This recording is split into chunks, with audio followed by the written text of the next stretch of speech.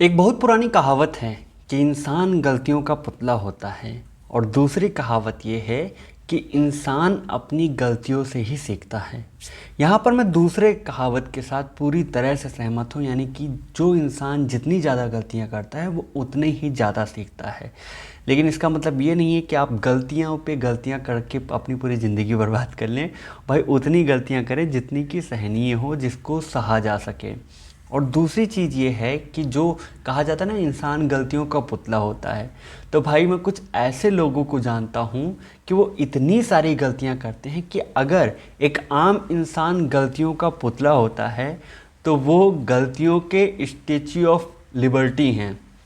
तो जो भी हो, कहने का तात्पर्य, संपूर्ण गाथा सुनाने का तात्पर्य मात्र इतना है कि मानव सभ्यता का और गलतियों का बहुत ही पुराना एक जोड़ रहा है, बहुत ही पुराना एक संगत रहा है, साथ रहा है। और आज के इस वीडियो में हम इसी गलती के बारे में बात करेंगे। जैसे कि अगर कोई व्यक्ति नॉर्मल ज़िंदगी में गलती करता है तो उसको इतना सीरियस नहीं लिया जाता, लेकिन अगर कोई व्यक्ति यही गलती कानून के अंतर्गत किसी एग्रीमेंट को बनाते टाइम, किसी करार को करते टाइम, किसी संविदा को करते टाइम करता है, तो क्या क्या परिणाम हो सकते हैं, इसके बारे में आज की इस वीडियो में हम बात करने वाले हैं। मिस्टेक के बारे में दिया गया है इंडियन कॉन्ट्रैक्ट एक्ट के सेक्शन 20 से लेके 22 तक, यानी कि इसके धारा 20 से लेके धारा 22 तक में मिस्टेक के बारे में ही सारे प्रोविजंस दिए गए हैं। तो बिना किसी अनावश्यक भूमिका के मिस्टेक के इस वीडियो को चलिए आरंभ से प्रारंभ करते हैं।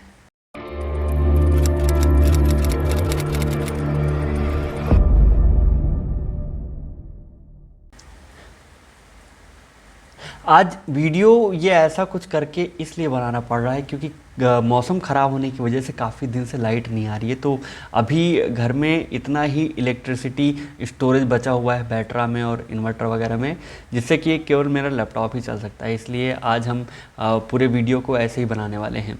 तो बेसिकली अगर मिस्टेक की बात किया जाए तो मिस्टेक के बारे में कहा गया है कि a mistake means believe in those things which do not exist in reality, यानी कि मिस्टेक का मतलब उन चीज़ों में यकीन करना होता है जो कि वास्तव में नहीं होते, वास्तविकता में नहीं होते। और अगर इसी को अगर कॉन्ट्रैक्ट के रेफरेंस में देखा जाए तो in a contract if there are certain mistake related with essentials of a agreement then it will result void और वाइडेबिलिटी ऑफ अ कॉन्ट्रैक्ट, यानी कि अगर यही बात कोई एग्रीमेंट के केस में है, कॉन्ट्रैक्ट के केस में, यहाँ पर कोई गलती हो गई है और वो गलती किसी एसेंशियल चीज़ों से रिलेटेड है, यानी कि किसी एसेंशियल वस्तु से रिलेटेड है, तो ये जो गलती है वो परिणाम उसका ये होगा कि वो जो एग्रीमेंट है वो ये तो वाइड हो जाएगा या वाइडेबिलिटी की कंडीशन में आ जाएगा। अब सवाल ये उठता है कि एक कॉन्ट्रैक्ट के एसेंशियल्स क्या क्या होते हैं, इसकी आवश्यक तत्व क्या क्या होते हैं। तो एसेंशियल्स की डेफिनेशन में, क्योंकि एसेंशियल्स के बारे में अगर बात किया जाए तो एसेंशियल्स के डेफिनेशन में कुछ चीज़ें आती हैं जो कि काफ़ी इम्पॉर्टेंट हैं, जो कि आपके इस पर लिख के आ रहा होगा, आपको थोड़ी देर में दिख जाएगा।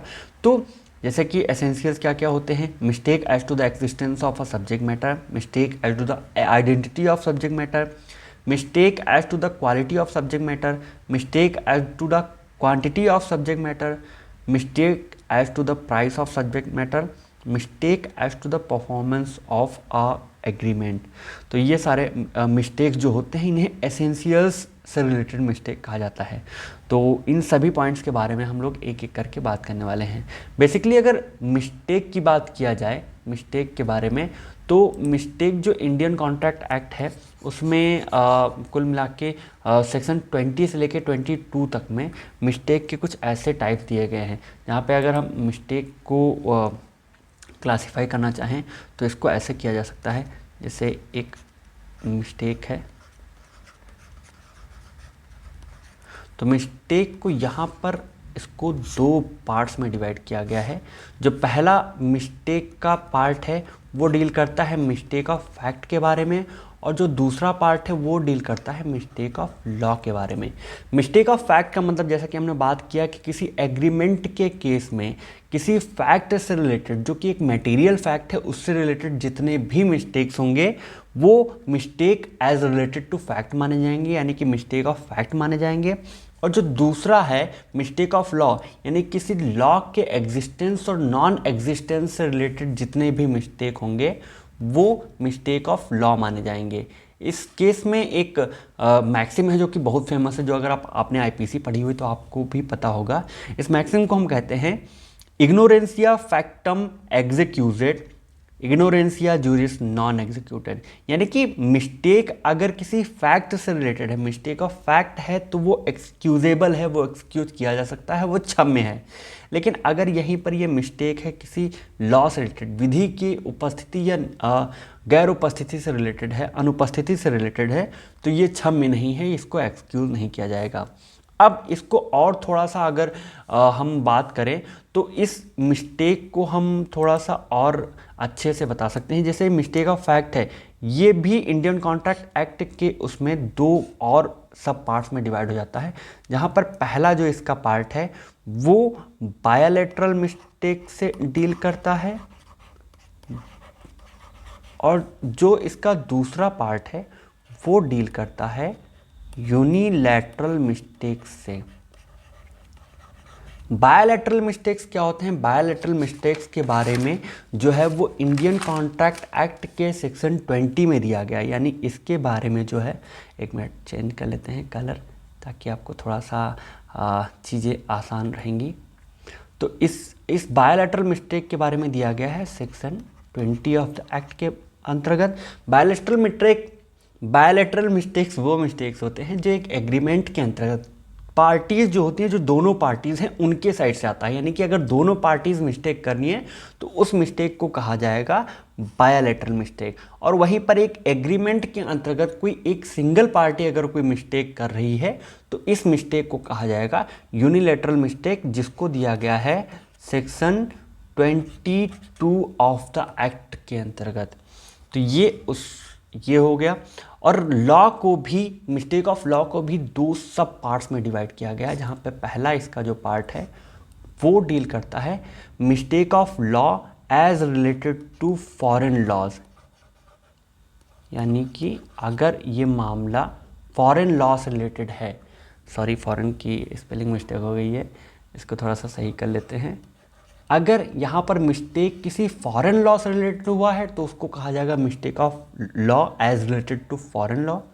और यहीं पर अगर ये मिस्टेक किसी लॉ से रिलेटेड हुआ है जो कि इंडियन का है तो वो इस सब पार्ट के अंतर्गत आ जाएगा, यानी कि mistake of law as related with Indian law.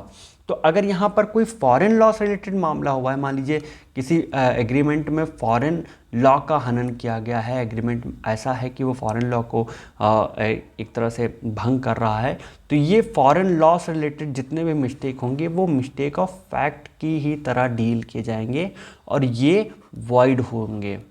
इसके अंतर्गत जितने भी कॉन्ट्रैक्ट एग्रीमेंट्स किए जाएंगे वो वॉइड हो जाएंगे।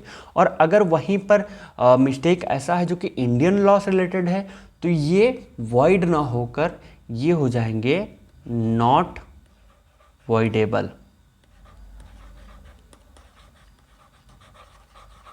और हाँ, एक जो मिस्टेक ऑफ लॉ है वो दिया गया है सेक्शन 21, इसके बारे में मैं आपको बताना भूल गया था, ये सेक्शन 21 के अंतर्गत दिया गया है। तो ये एक फ्लो चार्ट है, आप अगर चाहें तो इसको बना सकते हैं। अब इसमें आपको काफ़ी आसानी होगी, अगर आप जब रिवीजन वगैरह करेंगे तो आपको ये पढ़ने में काफ़ी आसान रहेगा। अब फिर से इसको अगर मिस्टेक ऑफ फैक्ट में दिए गए बायलैटरल मिस्टेक की अगर बात करें तो बायलैटरल मिस्टेक को भी कई सब पार्ट्स में इसको डिवाइड कर दिया गया है।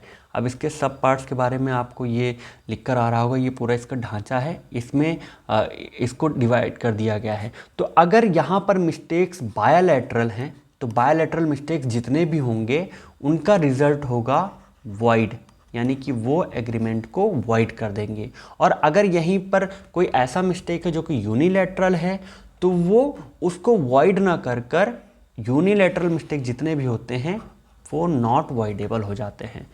तो इसके बारे में हम लोग एक एक करके चर्चा करने वाले हैं। तो सबसे पहले हम सेक्शन 20 की, जो कि बायलैटरल मिस्टेक के बारे में बात करता है, उसकी लैंग्वेज को पढ़ लेते हैं, जो प्रोविज़न दिया गया उसको पढ़ लेते हैं।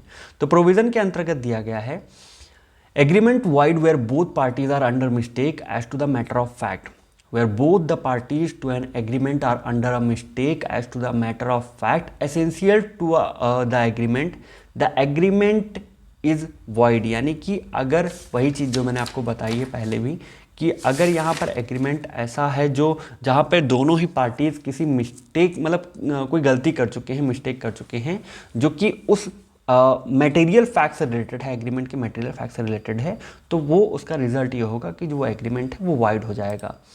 अब इसको समझाने के लिए मैं आपको एक केस बताता हूँ। एक केस है जैसे कि एक एग्जांपल लेते हैं। मान लीजिए कि दो बालक बालिका हैं। जैसे आज आप भाई अभी आप इंस्टाग्राम और मौज रील वगैरह खोल कर देखेंगे तो आपको देखने को मिलेगा कि यहाँ पर नवजात बच्चे जो बहुत ही कम उम्र के हैं वो ऐसी ऐसी हरकतें करते हैं जिसको देखकर बड़े भी शर्मा जाएं। वो ऐसी ऐसी रील्स बनाते हैं। तो ऐसे टाइप के बच्चे, ये जो निब्बा निब्बी टाइप के बच्चे हैं, ये मान लीजिए कि अगर रिलेशन में आ गए, मान लीजिए एक लड़का और एक लड़की जो नवजात टाइप के हैं, जो अभी भी डोरेमोन के दरवाजे में यकीन करते हैं, ये अगर एक रिलेशन में आ गए कि मान लीजिए एक लड़का और एक लड़की मिलकर रिलेशन में आ गए, कुछ दिन रिलेशनशिप चलने के बाद इन्हें लगा कि हाँ हम दोनों का अच्छा चल रहा है तो क्यों ना हम दोनों शादी कर लेते हैं। तो ये गए और कायदे से इन्होंने मंदिर में पूरा अपना व्यवस्था वगैरह करके इन्होंने शादी कर ली। अब इन लोगों का शादी ये चल ही रहा था, कुछ दिन सब ठीक ठाक चला, बच्चे ही तो थे, कहाँ तक उतना मेच्योर रिलेशन थोड़ा ना था कि हाँ अच्छे से चलता। कुछ दिन तक सही चला, फिर एक दिन हुआ क्या, ये जो निब्बे महोदय थे, ये इनका दिन ख़राब था, इन्होंने निब्बी का जो चॉकलेट रखा हुआ था वो खा लिया। अब निब्बी भड़क गई। निब्बी ने कहा निब्बे से कि बेटा आज तो तुमने हमारा चॉकलेट खा लिया है, कल को हमारा खाना खा जाओगे, परसों के हमारे राइट्स खा जाओगे, नरसों पता नहीं क्या क्या खा जाओगे, तो हमें तुम्हारे साथ नहीं होना। अब हम दोनों को यहाँ पर छुट्टम छुट्टा कर लेना है, अलग अलग हो जाना है, तुम अपने रास्ते जाओ, हम अपने रास्ते जाएंगे। तो इन दोनों में एक म्यूचुअल एग्रीमेंट होगा कि हाँ चलो ठीक है, हम दोनों अलग अलग हो जाते हैं। और निब्बे ने वादा किया कि वो निब्बी को मेंटेनेंस देगा, यहाँ पर इनका जो भी मंथली का खर्चा आएगा वो इनको प्रोवाइड करेगा। शुरुआत में निब्बे ने इनको जो भी इनका मंथली एक्सपेंस था वो एक दो बार दिया, फिर भाई निब्बे के पास कहाँ से पॉकेट मनी से किसी तरह दे रहा था। किसी दिन ऐसा भी वक्त आया कि कंगाल हो गए, कंगले हो गए, देने के लिए कुछ नहीं बचा। तो निब्बी ने यहाँ पर किया केस कि भाई निब्बा हमें मेंटेनेंस नहीं दे रहा है। तो ये मामला पहुँच गया कोर्ट में। तो कोर्ट ने ये कहा कि अरे बालक बुद्धि, तुम दोनों पहली बात तो मैच्योर नहीं हुए हो, बच्चे हो, ऐसा आप लोगों ने एग्रीमेंट कर कैसे लिया जो आपको लगता है कि हाँ भाई आपने शादी कर ली, शादी के बाद आपको मेंटेनेंस का भी राइट मिल रहा है। तो यहाँ पर दोनों पार्टी की साइड से हुआ है, मतलब निब्बे की साइड से भी और निब्बी की साइड से भी, दोनों की ही साइड से एक ऐसा एग्रीमेंट हुआ है जो कि भाई मतलब वैलिड नहीं है, दोनों साइड से मिस्टेक हुआ है। तो इन दोनों साइड के मिस्टेक की वजह से, बायलैटरल मिस्टेक होने की वजह से ये जो एग्रीमेंट है वो हो जाएगा वॉइड। यानी कि ना निब्बे को यहाँ खर्चा देना है और ना निब्बी को यहाँ पर उसको खर्चा मिलना है। ये एक केस है और इस केस को हम लोग जानते हैं, एक इम्पॉर्टेंट केस है जिसको हम जानते हैं गैलोवे वर्सेस गैलोवे के नाम से। तो इस नाम से ये केस है, इसको हम इसके नाम से जानते हैं, इसको लिख लीजिएगा, काफ़ी इंपॉर्टेंट केस है। तो ये बायलैटरल मिस्टेक है। अब बायलैटरल मिस्टेक भी कई तरह के होते हैं। जैसे सबसे पहला जो बायलैटरल मिस्टेक होता है वो है mistake as to the existence of a subject matter. अब इसको ऐसे समझते हैं कि मान लीजिए कि एक मिनट इसको साफ कर दें तभी आपको समझ में आएगा, वरना कुछ समस्या हो जाएगी ना। अपने पास एक ही पेज है, इस पर हम बना बिगाड़ सकते हैं, ठीक है। हाँ, तो अब mistake as to the existence of subject matter की बात करते हैं। तो मान लीजिए यहाँ पर एक व्यक्ति है ए और बी के बीच में एक एग्रीमेंट हुआ एक घोड़े से रिलेटेड।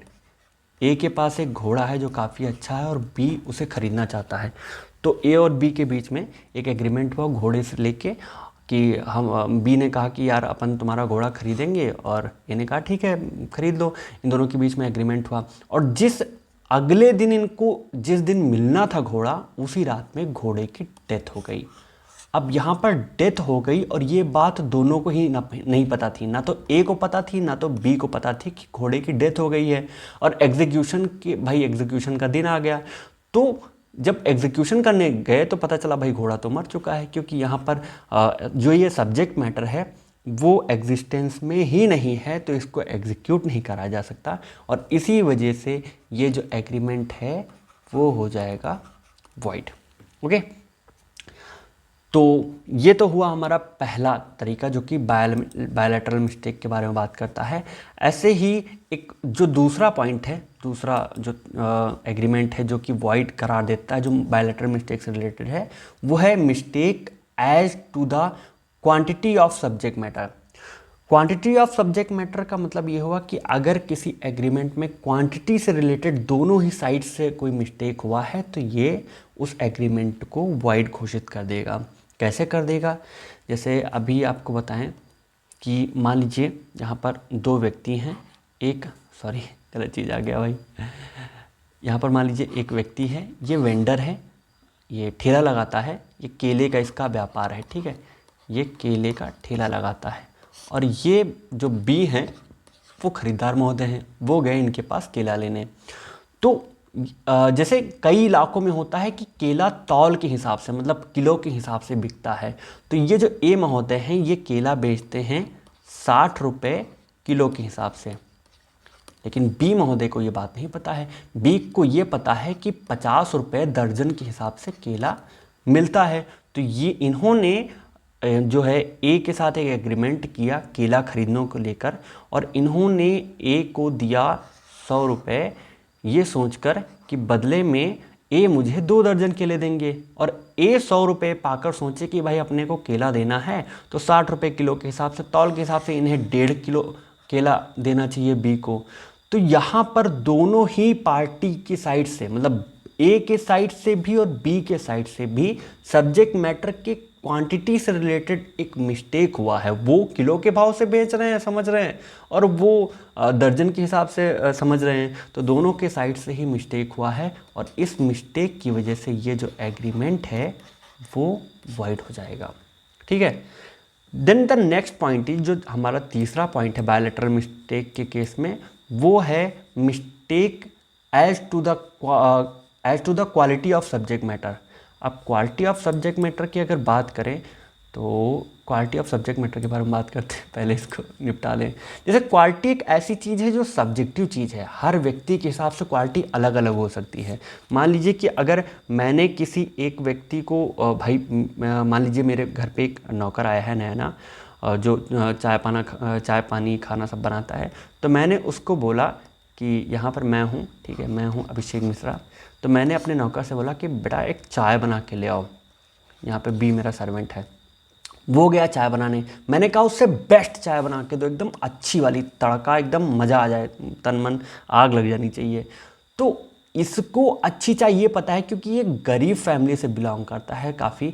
तो ये जो थोड़े से निचले तबके के लोग होते हैं वो ज़्यादा मीठी चाय पीते हैं, उन्हें फीकी चाय नहीं पसंद है, और मुझे फीकी चाय पसंद है। तो मेरे हिसाब से बेस्ट चाय जो है वो फीकी चाय है, यानी कि अगर मुझे फीकी चाय मिलती है तो वो मेरे लिए बेस्ट है, और बी के हिसाब से मीठी चाय बेस्ट है।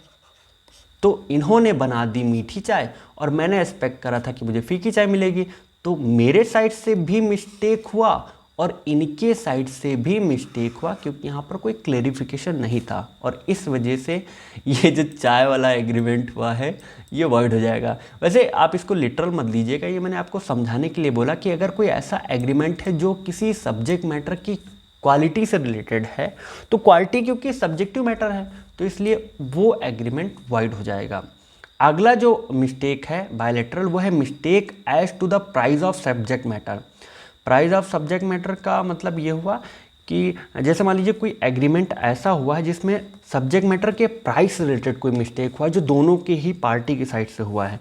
जैसे मान लीजिए कि आपने पंचायत देखी हुई है ना, तो पंचायत में सचिव जी जो हैं, सचिव जी एक घड़ी पहनते हैं जो उनके दादाजी ने उन्हें दी है, जो काफ़ी पुरानी टाइटन की घड़ी है और जो पल्स के हिसाब से चलती है, मतलब 20-25 साल पुरानी है। और यहाँ पर प्रधान जी हैं, काफ़ी वो घड़ी के शौकीन आदमी हैं। तो वो ऐसी विंटेज घड़ी को कलेक्ट किया करते हैं, कलेक्शन का उनका काम है। उन्होंने सचिव जी के हाथ में वो घड़ी देखी कि अरे यार, सचिव जी ने तो एकदम चौकस घड़ी पहनी हुई, यही घड़ी अपने को चाहिए। ये भाई इनको शौक है घड़ी इकट्ठा करने का। तो और सचिव जी को उस घड़ी की इम्पोर्टेंस के बारे में नहीं पता है, प्रधान जी को पता है लेकिन एग्जैक्टली नहीं पता है। तो प्रधान जी ने सचिव जी से कहा कि अरे भैया, आपकी घड़ी बड़ी प्यारी है। तो सचिव जी ने कहा हाँ, मेरे दादाजी ने दी है। तो प्रधान जी ने कहा यार, अगर आप इसे बेचना चाहें तो मैं इसे आपसे खरीद सकता हूँ। तो सचिव जी ने कहा अरे ठीक है यार, पुरानी घड़ी है, क्या इसके लिए कहीं ज़्यादा रुपए थोड़े ना देंगे। तो सचिव जी ने उसके लिए 10,000 रुपये मांगे और प्रधान जी ने 10 के बदले 20,000 रुपये दे दिए। कहा कि यार, इतनी पुरानी घड़ी है, 10,000 रुपये नहीं ठीक है, और ये अपना पैशन है, इसलिए पैशन के लिए कुछ भी खर्चा करेंगे। तो इन्होंने मांगे 10,000, उन्होंने दिए 20,000। कुछ दिन बाद जब सचिव जी मार्केट गए तो उन्होंने उस घड़ी की फ़ोटो देखी, और फ़ोटो देखकर उन्होंने दुकानदार से पूछा कि अरे यार, ये घड़ी तो मेरे पास थी, इस घड़ी की आपने फ़ोटो क्यों लगा के रखी है। तो दुकानदार ने बताया कि अरे, ये घड़ी विंटेज घड़ी है, मार्केट में इसकी कीमत 2 लाख रुपए है।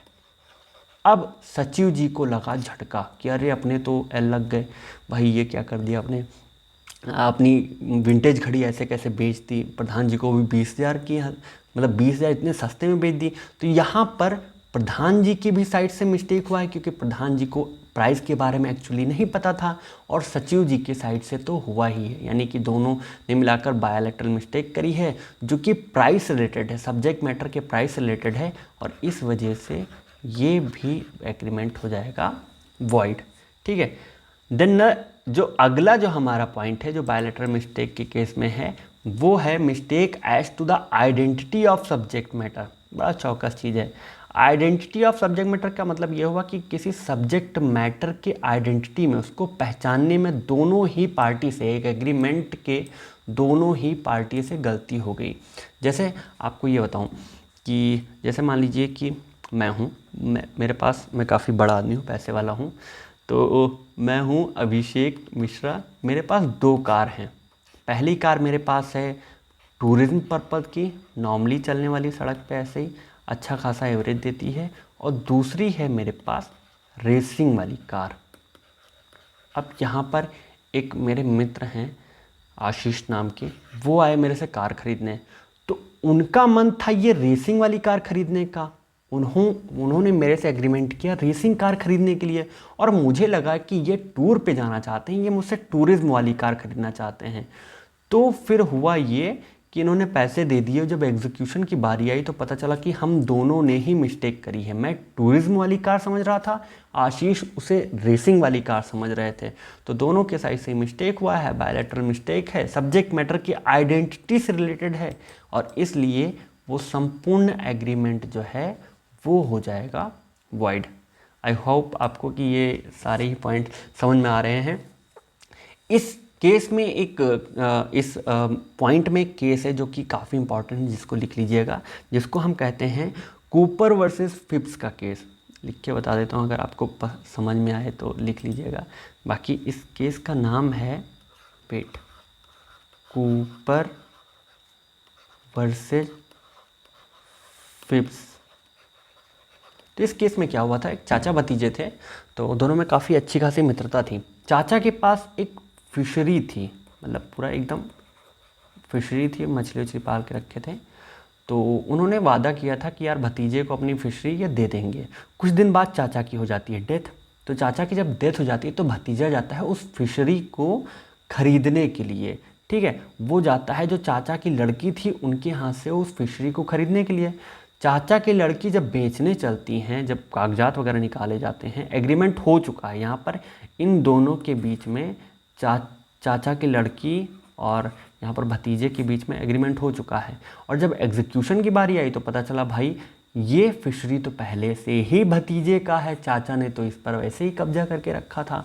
तो यहाँ पर दोनों ही पार्टी की साइड से उस फिशरी से रिलेटेड जो आइडेंटिटी थी सब्जेक्ट मैटर की या टाइटल था उससे रिलेटेड मिस्टेक था, बायोलैटरल मिस्टेक था, इसलिए ये जो कॉन्ट्रैक्ट है वो भी हो जाएगा वॉइड, पूरी तरह से वॉइड हो जाएगा।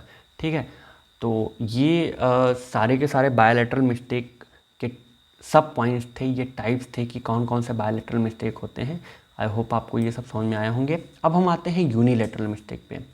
बेसिकली यूनिलैटरल मिस्टेक्स होते क्या हैं, लिख दूँ यहाँ पर वरना पता नहीं चलेगा मैं क्या बात कर रहा हूँ, ठीक है। सॉरी ये एल है, यूनिलैटरल मिस्टेक्स, ठीक है।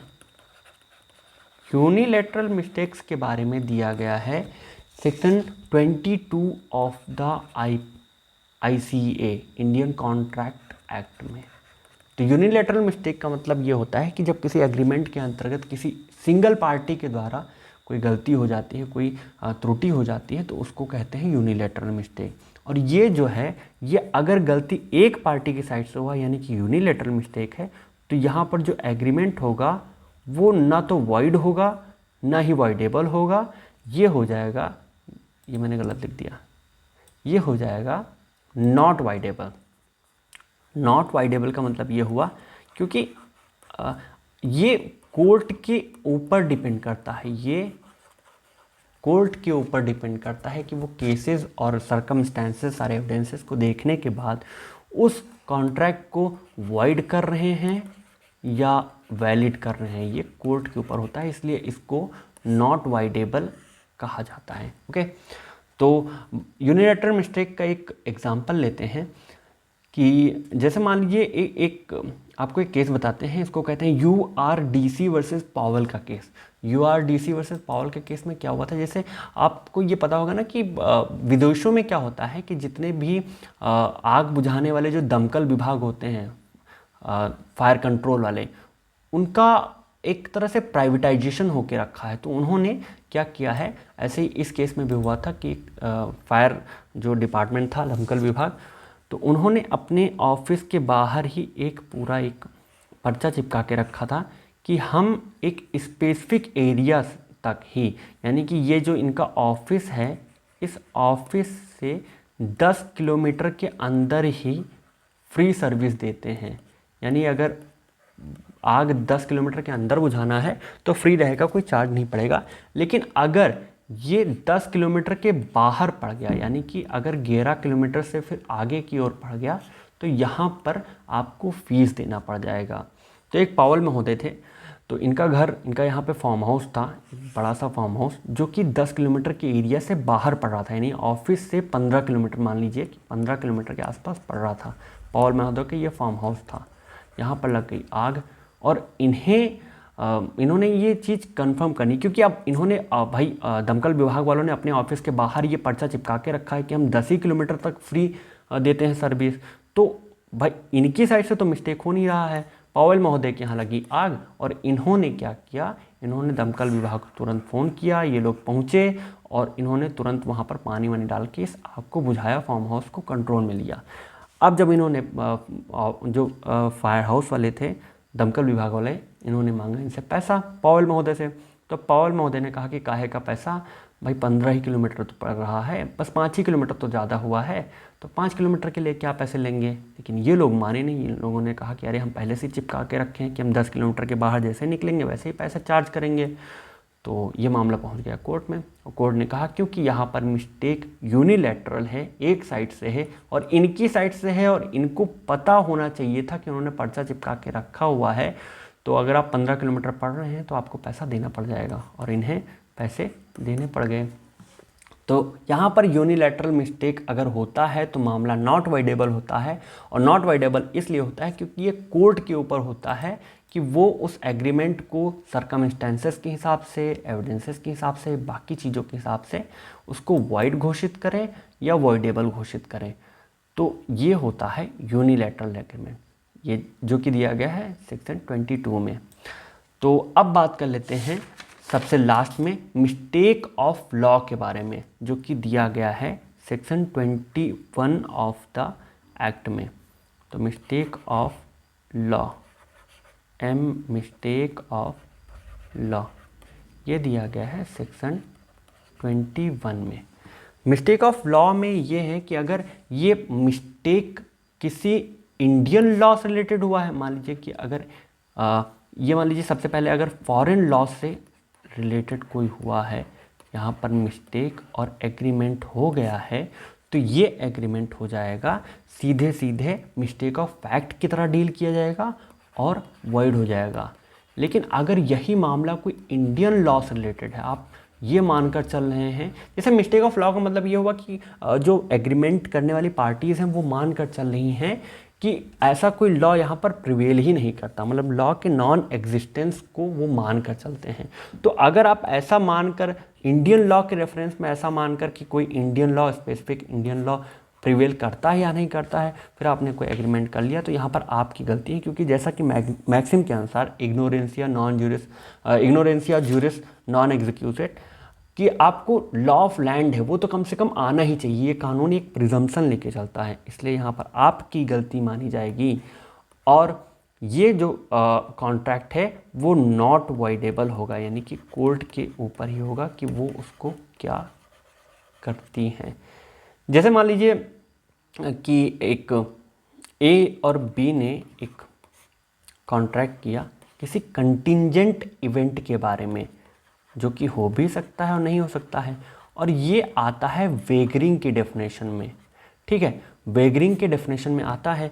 तो इन दोनों ने ये मान के चला था कि हाँ यार, भारत में वेगरिंग जो है वो इलीगल नहीं है, और इन्होंने कर लिया कॉन्ट्रैक्ट, जबकि भारत में वेगरिंग जो है इलीगल माना जाता है। तो इन दोनों ने करा है मिस्टेक, और भाई इसकी वजह से ये कोर्ट के ऊपर है कि वो उसको वॉइड करें या वॉइडेबल घोषित करें। तो ये होता है mistake of law. I hope आपको ये सारी चीज़ें अच्छे से समझ में आ गई होंगी, और मैंने जितना सिंपल हो सका उतना सिंपल करके आपको बताने का कोशिश किया है। बाकी के लॉ से रिलेटेड वीडियोस के लिए, पॉइंट्स के लिए, टॉपिक्स के लिए, जजमेंट्स के लिए हमारे साथ बने रहिए। चैनल को सब्सक्राइब करिए और वीडियो को लाइक करिए, शेयर करिए। धन्यवाद।